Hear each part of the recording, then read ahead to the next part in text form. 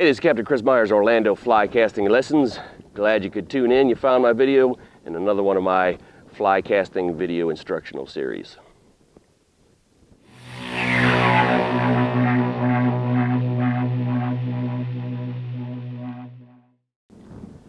In today's video, we're going to be talking about selecting a fly line. So you have your rod and reel. Now you want to pick out a fly line. You see all these different boxes. You have no idea which one to get. Well, the first thing you can do, if you don't want to learn anything else about fly lines, is look at the picture on the box. If that looks like the fish that you're trying to catch most often, that line's probably going to work for you. That's why they put those fish on there.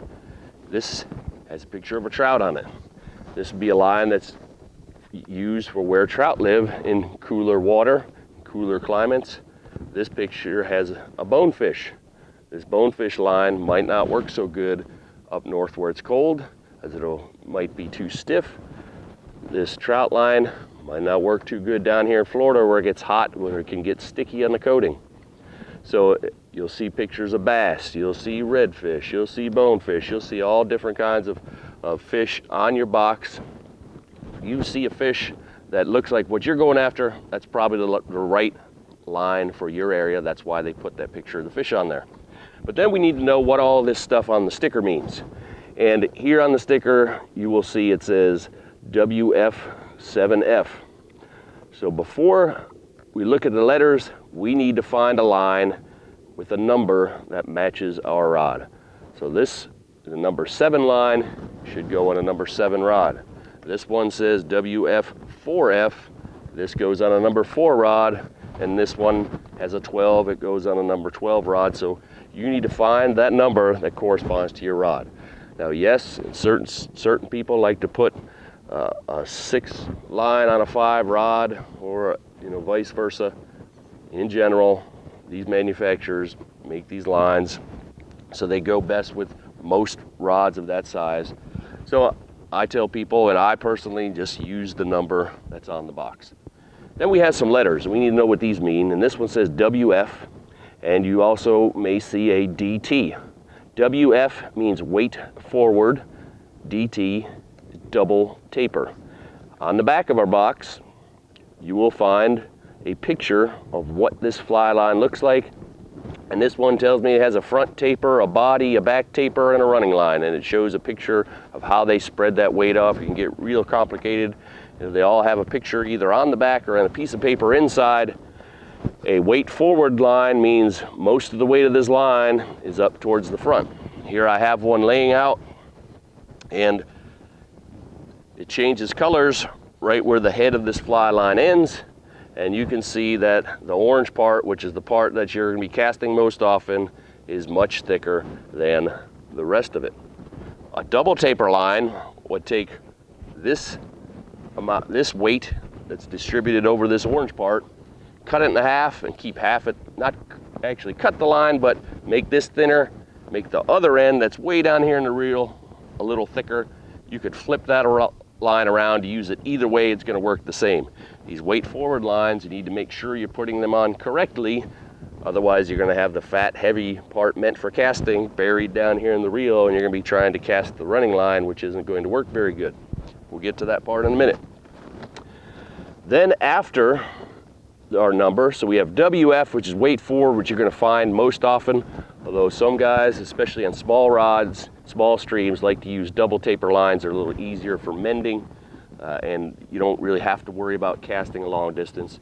But if you're trying to make long, accurate casts, especially in the wind, weight forward lines were the way you're going to want to go. Look for WF, then the number of your rod. After the number comes a letter. This one has an F. This one has an F.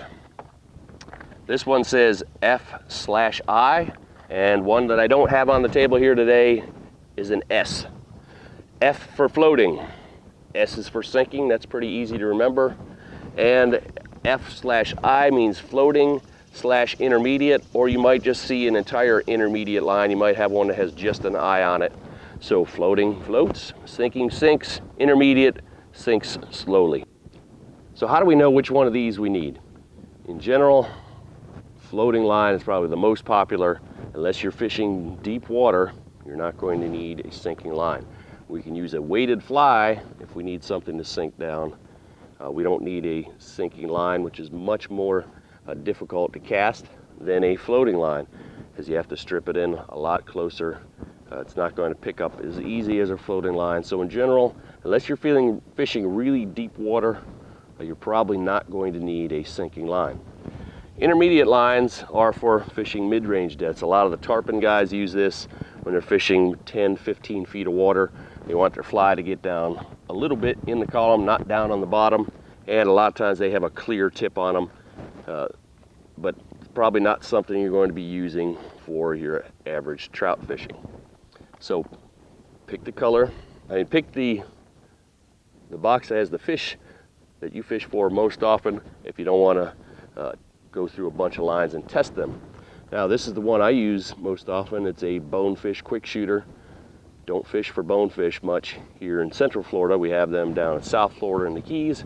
But this is the line I use the most because it's the one that I like for my style of casting. So that isn't always the best way to pick the line, is by choosing the one with the fish on it. But if you don't have time and the resources to test a bunch of different lines, getting the one with the correct fish on it will usually do you the best job. Now when we open these up, a lot of these newer lines today have a loop built into them already. But more importantly, on a weight forward line, there's going to be a little sticker on here. And this sticker is going to say either attach this to backing or attach this to reel. Some have 2 stickers, some have 1. You need at least 1. I really don't need 2 stickers. I need just 1 to tell me which end goes on the reel so that you do not put the line on backwards. And I have had folks on my boat with the line on backwards and they said, man, this just doesn't cast well. And as soon as I tried to cast it, I knew something was wrong. And they had the fat part down in the reel, skinny part outside. So make sure that you have a sticker. If you don't have a sticker, then you're going to have to look and see which end of my line, if it's a weight forward line, is skinny, which end is fat. Make sure you put the skinny end on first. Double taper lines, you're not going to have to worry about that. Both ends can go on there. If I open up this intermediate line,